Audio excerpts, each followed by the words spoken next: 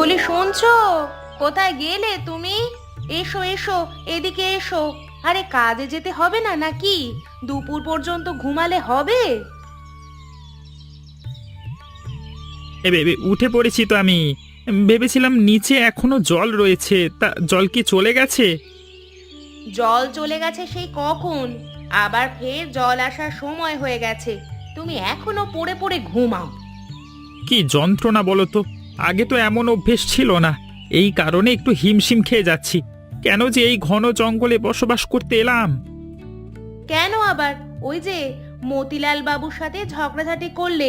কত করে বললাম করো না করো না, আমার কথা একটা বারেও কানে নিয়েছো? ওই মতিলাল বাবুর জন্যই তো এত কাহিনী। ঠিক আছে, কোনো একদিন আমার সুযোগ এলে আমিও মতিলাল বাবুকে বুঝিয়ে দেব আমি কি জিনিস। তোমাকে আর বোঝাতে হবে না গো।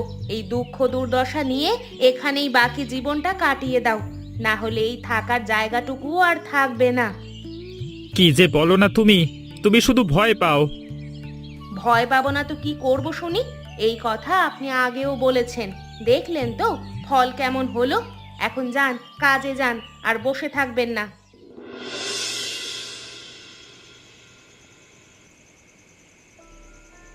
কি হলোটা কি?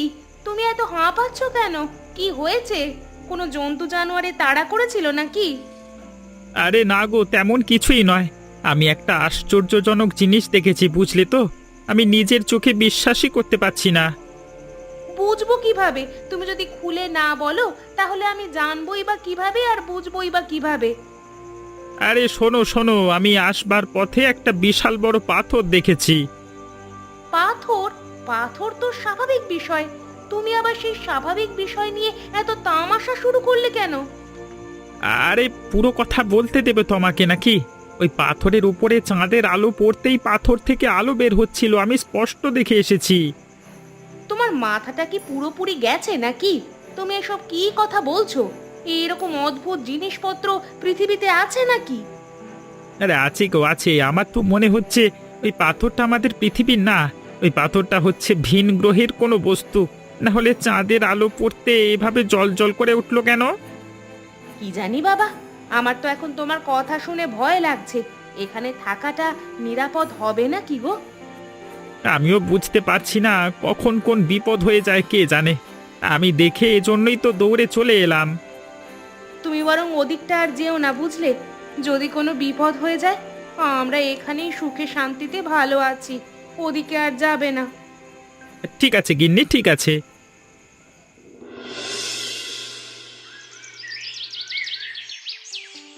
কিরে, আজকে আবার আমার বাড়িতে কেন? হ্যাঁ, কি খবর নিয়ে এসেছিস শুনি? নিশ্চয় যে কাজে গিয়েছিলিস ব্যর্থ হয়েছিস। হ্যাঁ বাবু, ব্যর্থই হয়েছি। বড় বিপদ থেকেও বেঁচে গেছি। এখন এসেছিলাম আপনার কাছে, যদি আপনি একটু সুরাহা দিতে পারেন। আচ্ছা বল তো দেখি, কি কাজে গিয়েছিলিস? আপনি নিশ্চয়ই শুনেছেন যে সুন্দরবনের ভেতরে একটা আশ্চর্যজনক পাথর রয়েছে। সে পাথরটা চুরি করতে গিয়েই তো বিপদ থেকে বেঁচে এলাম। তাহলে ওই পাথরের ঘটনাটা সত্যি, তাই তো নাকি? আমার কানেও এসেছিল, কিন্তু আমি আসলে প্রথমে বিশ্বাস করিনি। সত্যি গো বাবু, সত্যি। আমি নিজে ধরে এসেছি সেটাকে, আর ধরবার পর যে ঝটকা খেলাম, আমি আর জীবনে পাথরের কাছে যাব না। তোর ঘটেও কোনো বুদ্ধি নেই। এত বড় পাথর তুই চুরি করতে গিয়েছিলিস? হ্যাঁ, বোকা কোথাকার। যাক, আমাকে খবরটা তুই দিয়েছিস, এর জন্য কিছু টাকা পয়সা আমি তোকে দেব। এই তো, আমার কিছুটা অন্তত হলেও লাভ হলো। আপনি এখন কি করবেন ওই পাথরটার? দেখি কি করা যায়। আগে তো ভাবনা চিন্তা করতে হবে, তারপরে একটা সিদ্ধান্ত নিতে হবে। ঠিক আছে, যা করবার করুন, কিন্তু আমার মালটা আমাকে দিন। যা যা, লালটুর থেকে নিয়ে নে, বলবি আমি দিতে বলেছি। যা।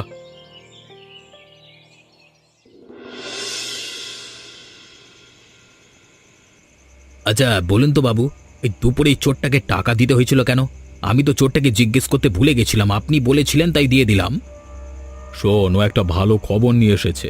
সুন্দরবনের মধ্যে যে পাথরের ঘটনাটা আমরা শুনেছিলাম, সেটা আসলে সত্য।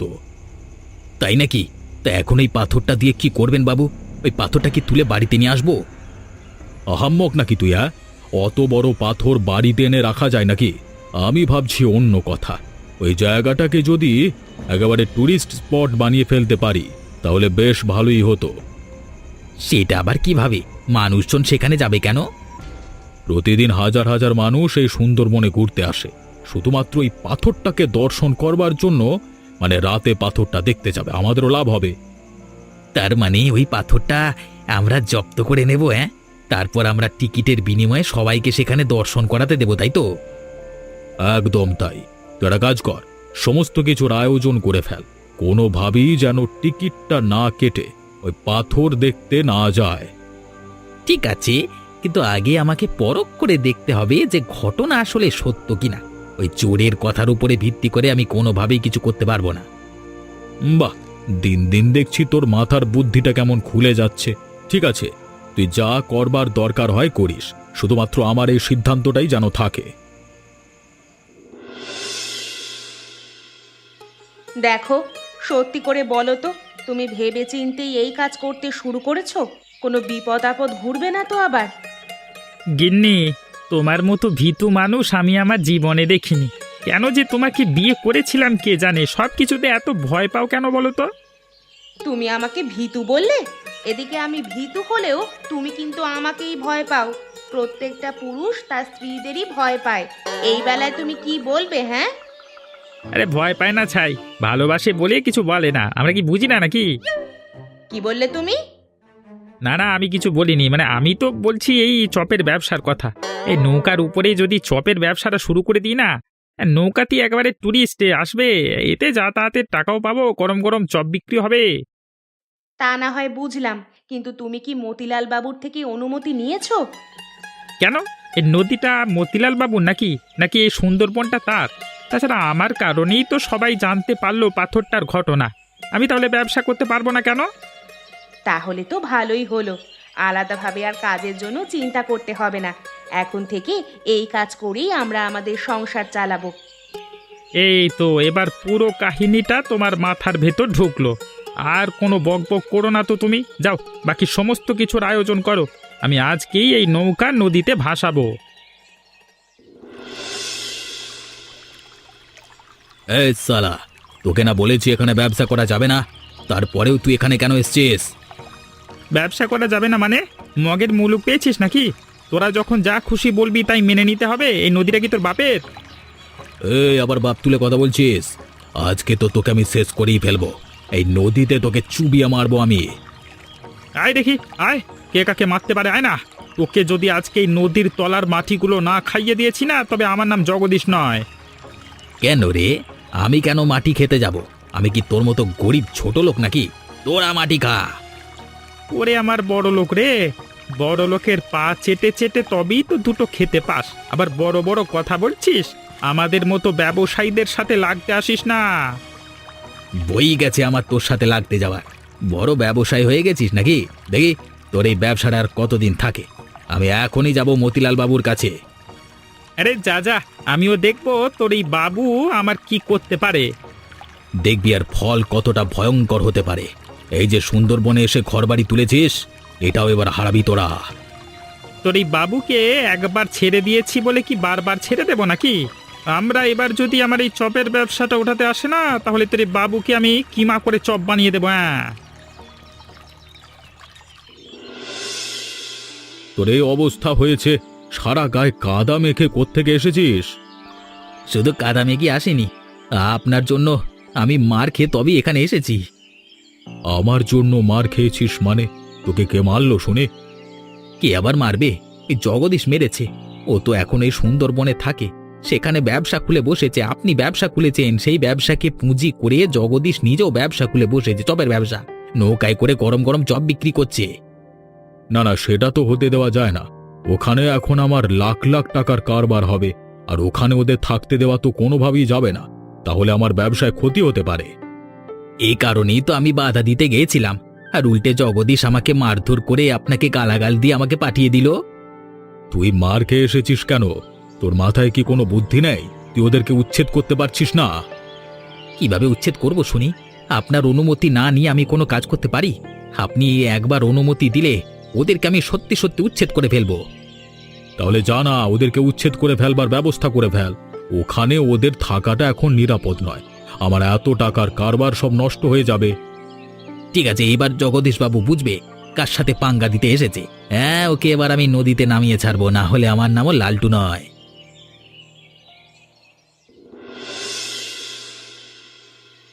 বাহ, এই সুন্দরবনের ভেতরে এত ছোট্ট ছিমছাম একটা বাড়ি দেখে কেমন ভালো লাগছে, তাই না? হ্যাঁ রে, যদি কখনো সুযোগ পেতাম না, তাহলে এরকম একটা ছোট্ট সুন্দর ঘর তুলে থাকতে শুরু করে দিতাম। আরে, আপনারা কারা? ঠিক চিনতে পারলাম না তো। আমাদেরকে আপনি চিনবেন না, আমরা এখানে ঘুরতে এসেছি। আপনাদের এই ছোট্ট বাড়িটা দূর থেকে দেখে বড্ড দেখতে ইচ্ছে করলো, তাই চলে এলাম। কিছু মনে করবেন না। আরে না না, কিছু মনে করব কেন? আপনারা তো এখন আমাদের বাড়ির অতিথি। এমনিতেও আমার বাড়িতে খুব একটা অতিথি আসে না। আসুন আসুন, ভেতরে এসে বসুন। আচ্ছা বৌদি, আপনারা যে এখানে থাকেন, এখানে জল ওঠে না? আমার জানা মতে এখানে তো পুরোটা জলে ডুবে যায়। আপনারা আরো ভেতরে গিয়ে কেন ঘর তুললেন না? আসলে হয়েছে কি, ভেতরে জন্তু জানোয়ারদের চলাচল বেশি, তাই ভেতরে থাকাটা নিরাপদ নয়, এইখানেই থাকতে হয়। আমার একটা প্রশ্ন আছে, এখানে যে আপনারা থাকেন, এটাই কি আপনাদের বাড়িঘর? আমি বুঝতে পারছি আপনি কি বলতে চাইছেন। আসলে এখানে আমাদের আসল বাড়িঘর নয়, আমাদেরকে উচ্ছেদ করে এখানে পাঠিয়ে দেওয়া হয়েছে। এখন মনে হচ্ছে এখান থেকেও উচ্ছেদ হতে হবে। কারণটা কি? কেউ উচ্ছেদ করে দিয়েছে? এই তো, আমাদের গ্রামে জমিদার মশাই আছেন। আপনারা যে পাথর দেখতে এসেছেন, সেই পাথর দেখার বন্দোবস্ত যিনি করেছেন, তিনি আমাদেরকে উচ্ছেদ করেছেন। আর এবার আমাদেরকে আবার উচ্ছেদ করবে এখান থেকে। তাহলে তো লোকটা তেমন একটা সুবিধার নয়। আচ্ছা, একটা কাজ করি, আমরা তো আজকে এখানেই থেকে যাব। আপনাদের বাড়িতে যদি থেকে যাই কেমন হয়? আরে, আপনারা আমার বাড়িতে থাকবেন, এটা তো আমাদের সৌভাগ্য। আপনারা যতদিন ইচ্ছা থাকেন, এই সুন্দরবন ঘুরে ঘুরে দেখেন, আমাদের কোনো সমস্যা নেই। আমি বরং খুশি হয়েছি। জগদীশ, আরে জগদীশ, কোথায় তুই? বড্ড বড় বড় কথা বলছিলিস না? আয় আয়, দেখি কার কোন কথা রইল। কি হয়েছে কি? এখানে এসে চেঁচামেচি করছেন কেন আপনারা? আর এই লোকজন নিয়ে এসেছেন কেন? তোমরা আবার কি? যাই হোক, সেটা দিয়ে আমার কোনো প্রয়োজন নেই। আমি এসেছি ওদেরকে উচ্ছেদ করতে। তোরা দাঁড়িয়ে দেখছিস কি? সমস্ত কিছু ভেঙে চুরে নদী জলে ভাসিয়ে দে। এত সহজ? এত সহজেই মানুষকে উচ্ছেদ করে দেওয়া যায়? ঠিক আছে, তাহলে এসো তোমরা, আমরাও দেখি এদেরকে কিভাবে উচ্ছেদ করে দিতে পারো। একটা বেটি লোক আমাকে ভয় দেখাচ্ছে। এই মেয়ে লোকের কথায় ভয় পেয়ে আমি পিছিয়ে যাব নাকি? তোরা দাঁড়িয়ে দাঁড়িয়ে দেখছিস কি? এবার আয় দেখি। এই বেটি, লোকের হাতে কতটা জোর সেটা এবার দেখে যা। এই ঘরে যদি একটা ফুলের টোকাও পড়ে না, তাহলে এই জ্বলন্ত কাঠ দিয়ে তোকে আমি পুড়িয়ে মারবো। বোন, কি করছো? কি করছো? ছেড়ে দাও, না হলে আমার বিপদ। কোনো বিপদ নয় দাদা, আপনি একদম চুপ করে থাকুন। কি রে, তোরা ভাবে দাঁড়িয়ে আছিস কেন? আয় বলছি, আয়, দেখি তোদের কত সাহস। কিরে, যে কাজে গিয়েছিলিস সে কাজে সফল হতে পেরেছিস?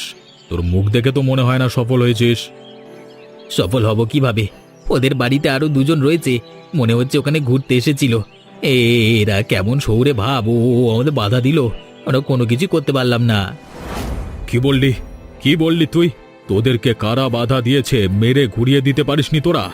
এতজন গেলি, তবু ওদের সামনে হেরে ফিরে এলি। আমার মান সম্মান সব শেষ করে দিয়েছিস তোরা। ক্ষমা করবেন বাবু, এখন কি করব সেটাই আপনি বলুন। আপনি এখন যা বলবেন আমি সেটাই করব। তোকে আর আমি বিশ্বাস করতে পারবো না। যত কাজ তোকে করতে দিই তুই সব কিছুতেই হেরে যাস। এখন যা করবার আমি নিজেই করব। কিন্তু আপনি নিজে সেখানে গিয়ে এমন ধরনের কাজ করবেন, এটা আপনাকে মানায় না। আমাকে না মানালেও এই কাজ আমাকে করতেই হবে। এখানে লাখ লাখ টাকার কথা হচ্ছে। আমি নিজেই যাব আর ওদের সবাইকে খুন করে তবেই আসব। ঠিক আছে বাবু, আপনি নিজেই যখন যেতে চাইছেন আর ওরা আমার কথা শুনছে না, আপনাকে আমি আগামী কালকেই নিয়ে যাব। আগামী কালকে নয়, আজকে এই মুহূর্তে আমি রওনা দেব। সবকিছুর ব্যবস্থা কর, আমাদেরকে যেতে হবে। একটাও যেন না বেঁচে থাকে। সবাইকে খালাস করে তবেই এখান থেকে ফিরে যেতে হবে, না হলে ফিরে যাওয়া যাবে না। অনেক জ্বালিয়েছিস আমাদেরকে, গ্রাম ছাড়া করেছিস, এখন আবার এসেছিস এখানে জ্বালাতে। আজকে তোর নিস্তার নেই রে, আজকে তোকে যেভাবেই হোক আমি মারবো, আর মেরে প্রতিশোধ নেবই নেব। বৌদি, তুমি কিন্তু এদের সাথে পারবে না, তাই তুমি পিছনে সরে যাও। আমরা আছি, আমাদের কোনো ক্ষতি ওরা করতে পারবে না। কখনো না। তোমরা আমাদের জন্য নিজেদের জীবন বাজি রেখেছো, আর আমি চুপ করে দাঁড়িয়ে থাকবো নাকি? মরণ হলে সবার হবে, না হলে সবাই একসাথে বীরের মতো বেঁচে থাকবো।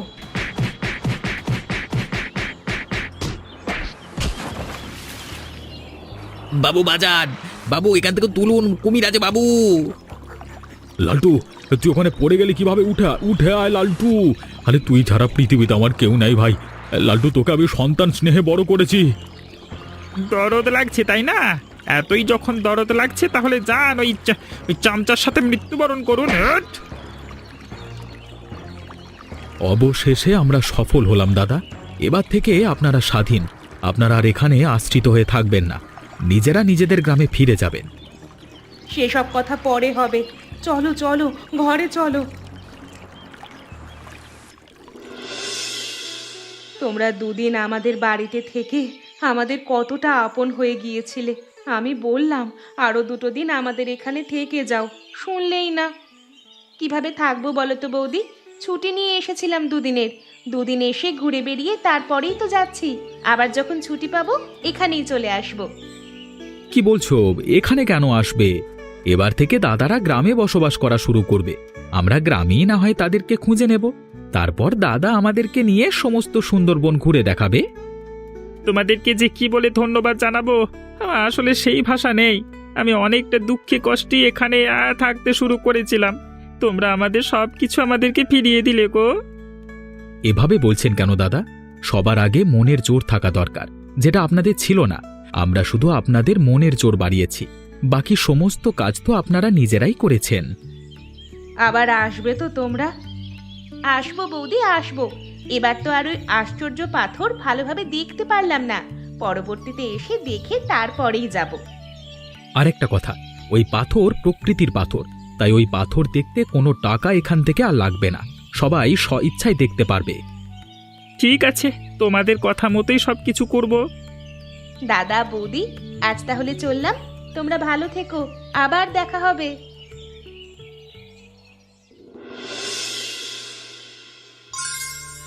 কতদিন হয়ে গেল এখানে এই পাথরটা আছে, আর আমি একদিনও এখানে দেখতে আসতে পারিনি। কি কপাল বলো তো, আজকে অবশেষে সময় করে চলে এলাম। কিভাবে দেখবে বলো? এখানে তো আগে আসতে টাকা লাগতো, তারপরে তো আমরা বিভিন্ন ঝামেলায় জড়িয়ে গেলাম। নাও নাও, আজকে তোমার মনের আশা পূর্ণ করে দিলাম। আগে তো শুধু জানতাম চাঁদের আলো পড়লে শুধুমাত্র এটা জল জল করে, হাওয়ায় ভেসে ওঠে।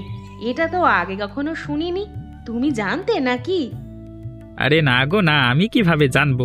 গ্রামের কেউই তো জানে না। আর এই ঘটনা নতুন, আগে মনে হয় এমন ঘটনা ঘটেনি।